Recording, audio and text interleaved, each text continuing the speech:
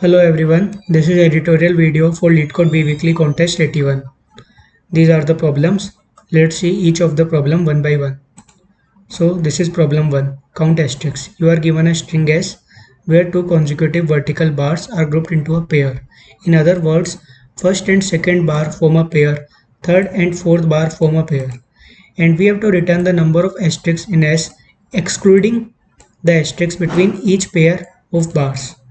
So we can see in example 1, this is the example string. We can see this bar and this bar form a pair. So this asterisk and this asterisk will be excluded. Similarly, these bars form a pair. So this asterisk will also be excluded. So we are only left with two asterisks. So the output is 2. Now let's see the code part. We can simply keep the track of indexes of bars, and similarly we can keep track of keep track of indexes of asterisks. So initially all ai are marked as 0, and if si equals to asterisk, then ai equals to 1, and we are increasing the answer also. So answer is total number of asterisks. Currently answer is total number of asterisks. After that we are taking prefix sum of vector a. So let's see why I have done this. After that what we are doing is we are just iterating over the pairs of indexes which are having bars, and then removing the number of asterisks between them from the total number of asterisks. So this I is increasing by 2. I is up to ln. Ln is size of vector having indexes of bars. So we are jumping by 2 so that we are taking a pair each time. I plus 1 and I.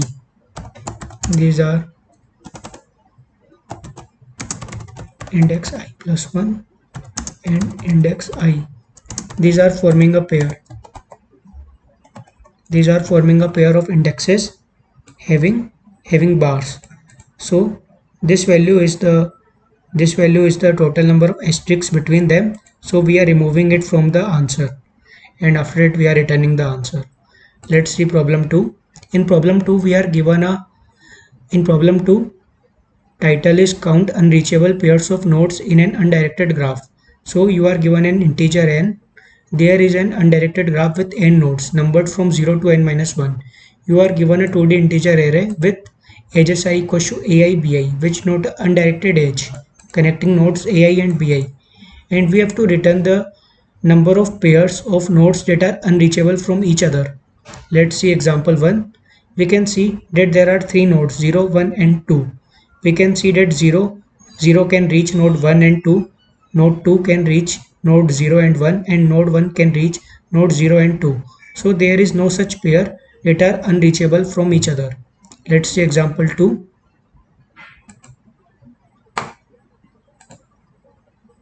In example 2 we can see we are having a connected component like this: 2 4 0 2 4 5 3 and 1 6. We can see 0 can reach 5, 2 and 4. Similarly 4 can reach 5, 0 or 2. So one thing is clear, that if a node A is belonging, if node A and B are belonging in same component, then they can easily reach each other. So this is observation 1, and then observation 2 is, for a node in component X, it is unreachable to any of the nodes which are not in component X.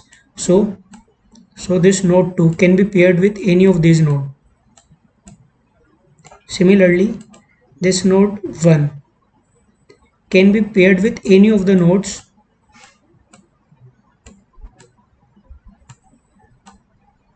other than 6. It can be paired with any of the nodes. Similarly, 2 can be paired with any of the nodes except the nodes in its own component. So how we will solve it? we can see that component 1 is having 4 nodes, component 2 is having 1 node, component 3 is having 2 nodes. So we can see that component 2 nodes can be paired with 4 nodes of component 1. Similarly, 2 nodes of any of the node of component 3 can be paired with any of the nodes of component 1 or component 2. So 4 plus 1 is 5. So each node of component 3 can be paired with any of the nodes of component 1 or component 2. So this is 4 plus 1 5 and into 2 because we are having two such nodes in component 3. So total answer we are getting is 4 plus 10, which is 14. I have just checked in left, like for 1 I have checked in, like for component 2 I have checked for component 1 only. For component 3 I have checked with component 2 and 1 both. I am doing it in only left side to avoid duplicate values. So that's what we will be doing, simply forming a graph, and then we are keeping the count is a global variable. It is we will make it 0 and count the number of nodes in a connected component by using a DFS, and then we will put the count of number of nodes in a particular connected component into a result vector. After that, answer is 0, prefix sum is 0, and ln is the size of result vector, and we can simply do answer plus result of I into presum. So presum is telling the number of nodes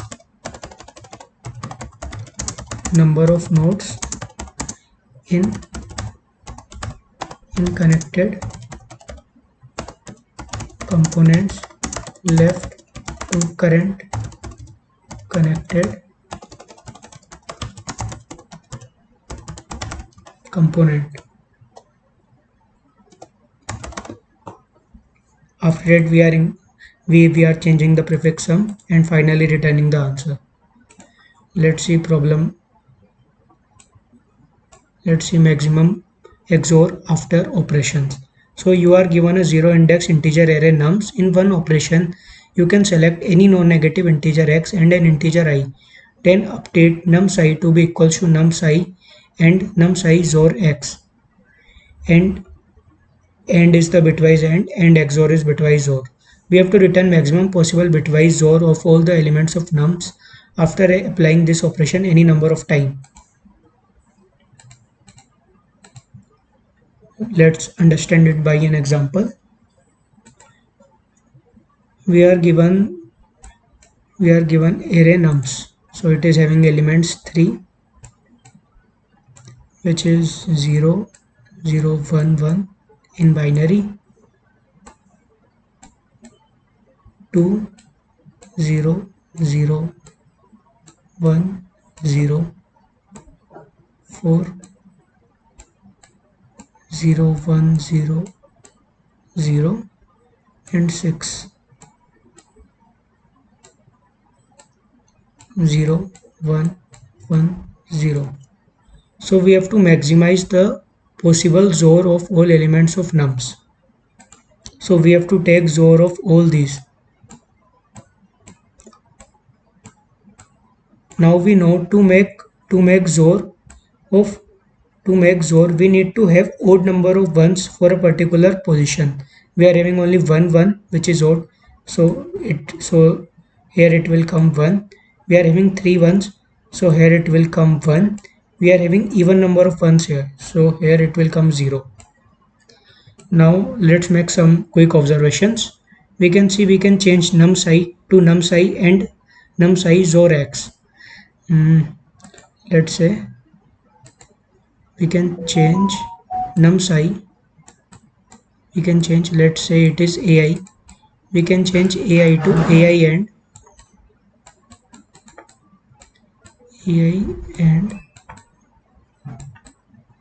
AI XOR x.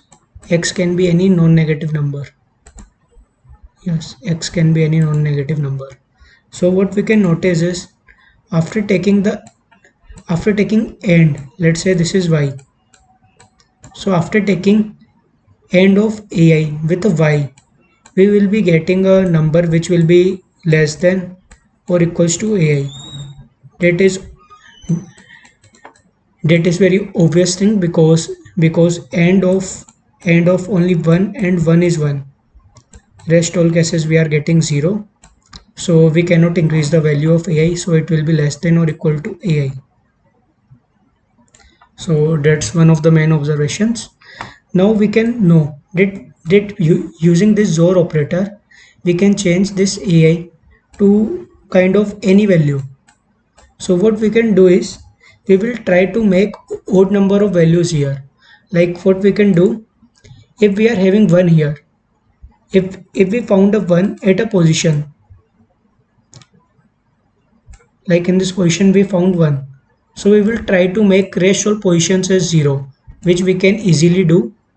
Similarly, we have found a 1 here, so we will try to make all of these as 0 by using this operation. Similarly, in this we have found a 1, so we will try to make rest all zeros. So we have made this 0, so we are getting 1 here. But we know if we are having not a single 1, and then we are also sure that we cannot make 1 here, because we cannot increase the value of AI by doing this operation. So it will remain 0, and the maximum answer we can get is 7. So what we just need to check is, if any if any of the nums value is having ith bit as 1, then this bit will surely be contributing in the answer. So that's what we have to do. We can take it like 34. That will be fine, I guess. Okay, so we can do is this vals 34 0. It is denoting the binary representation of answer.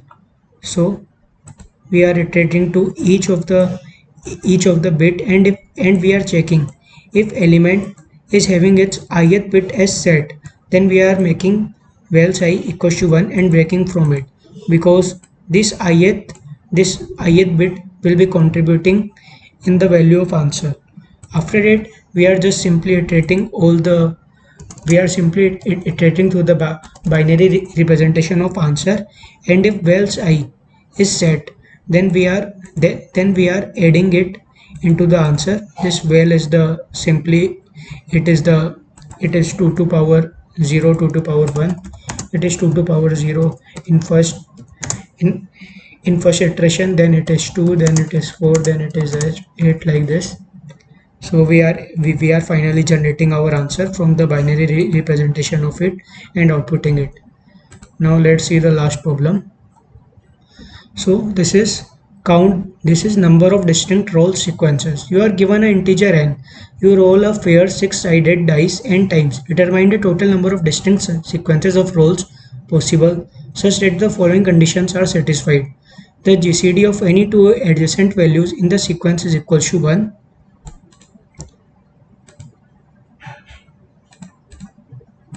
So what it is saying is, we are having a sequence like this.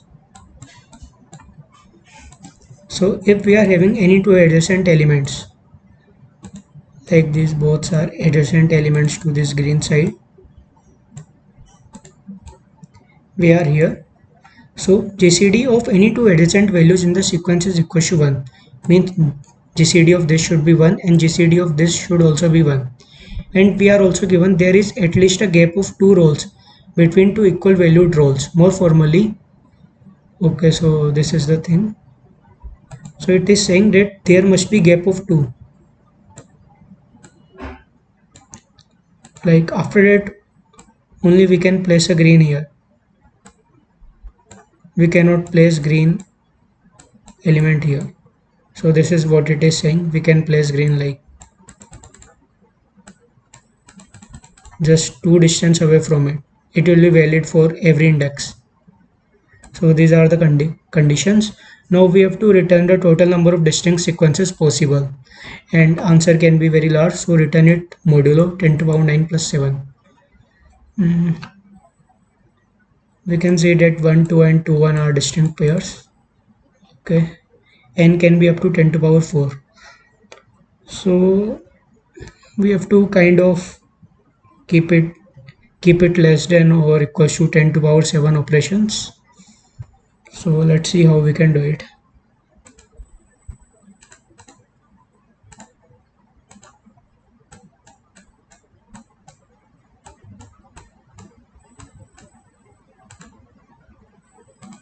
We will be doing kind of similar thing. Let's say we are at some ith index, and we also need to keep track of, let's say this is current element,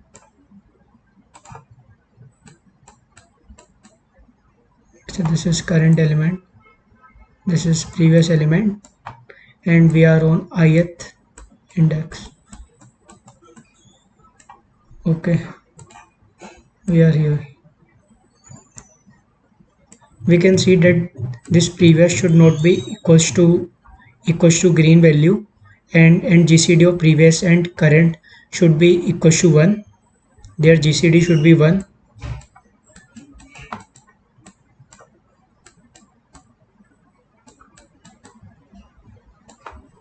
And this value, now let's say this is a state. I will tell it later that why this state is sufficient. Let's say this is a state we are having, and then what we can place here, we cannot place a green here,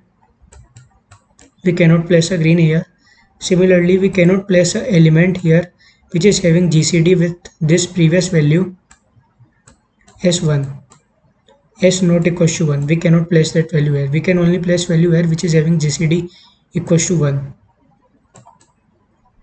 with previous element. Now let's see why it is sufficient.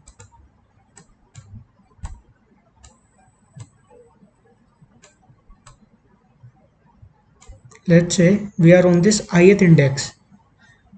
Now to place this value, if we place some value here, then we are indirectly putting constraint on this value also. We can directly okay. Then we are putting conditions on these values. So this we have already handled by using previous and current, like their GCD should be equal to 1, and these values should not be same. Now to put a value here, we will need to check from this value also that this value should not be same as this, and the GCD of this value should be 1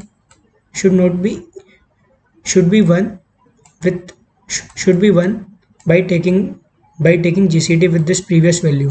GCD of this value should be 1. So by doing this, we can simply generate all the possibilities, and these two can be act as base case. Like if there are only two elements, then these can act as base case, because we will be only passing the values which are having GCD 1 and are not equal. Let's understand it better by code. So this LL is long. So this is simple function for calculating GCD. If n equals to 1, so this is base case 1, you can say base case 1. We have handled here only. Now answer is equal to 0. So this is 3D DPI previous current store this that we are on the ith move, and what was the previous value we got, and what is the current value we are getting. So let's say this is the x is the previous value, y is the current value. So if x not equals to y and GCD xy equals to 1, then answer plus equals to function answer. So we have to make n minus 1 calls and x, we just need to place n minus 1 elements and x, y. So these are given. So x made previous, y make current, and this is dp we are passing. If I equals to 1 means indexes 0 and 1 are left. So these will be forming only one pair because we have already checked the condition x not equals to y and GCD xy should be 1. So there will be only one possibility, which is the current pair. After that, if we have already calculated the value of dp, like we have already calculated already, so we will not calculate it again and we will simply return the stored value. Else sub answer is 0. And what is this x is doing? Yes,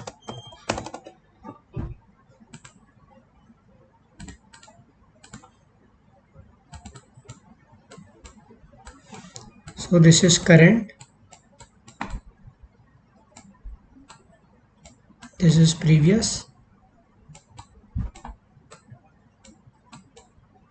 and this is the this is a third value which we want to place because we have already placed these values. So this x should not be equal to current, this x should not be equal to previous, and GCD of x and previous should be 1. This is a sufficient condition. If it is 2, then we can simply do sub answer equals to sub answer plus function I minus 1 x previous dp, and we can take the mode of it and we can simply return dpi previous current equals to sub answer. And after adding all the answer and taking modulo, we can simply return the answer. So that's it. Thanks for watching.